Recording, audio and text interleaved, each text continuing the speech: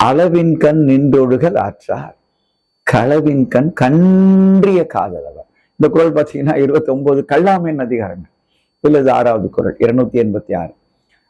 களவின் கன்றிய காதலவர். களவு என்றால் என்ன? திருடுதல், பிறர் பொருளை கவர்தல், அவருக்கு தெரியாமல் எடுத்து விடுதல். இது கன்றிய என்றால் அது திருடுறதே சில பேர் வழக்கமா வச்சிருப்பான்.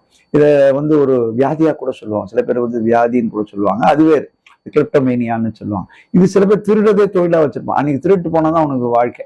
சில பேர் திருடலைன்னா தூக்கம் வராது அவனுக்கு. இந்த மாதிரி சில பேர் இருப்பான்.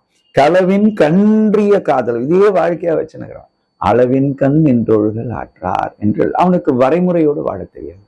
ஏன்னா அவன் எடுக்கிறது தப்பான வழி. அவனுக்கு அந்த பொருளோட அருமை தெரியாது. கண்டபடி செலவு செஞ்சு இஷ்டத்துக்கு சாப்பிட்டு இஷ்டத்துக்கு தூங்கி இஷ்டத்துக்கு செலவு பண்ணி அவனுக்கு எதுவுமே இருக்காது. அளவு என்பது அவனுக்கு இல்லை. ஏன்னா அவன் எடுக்கிற இடம் அந்த மாதிரி. உடைத்து பெறுவதல்ல, வேர்வையில் பெறுவதல்ல, யாரையோ வஞ்சித்து பெறுவது. அதனால அவனுக்கு அளவோடு வாழுதல் என்பது இயலாது. அதனால இதுல என்ன சொல்ல வர்றார் அப்படின்னா, வஞ்சித்து பிற பொருளை எடுக்கக்கூடாது. இதுல நம்ம திருடுறது மாத்திரம் எடுக்கக்கூடாது, கையூட்டு கூட தான் இல்லையா? அடுத்தவரை அச்சுறுத்தி வாங்குற எல்லாமே திருடு தானே, ஏமாத்தி வாங்குறதெல்லாம் திருடு தானே. இதெல்லாம் கூட நமக்கு கையூட்டுன்னு சொல்லலாம். அதனால எச்சரிக்கிறார் வள்ளுவர், இது செய்யாது.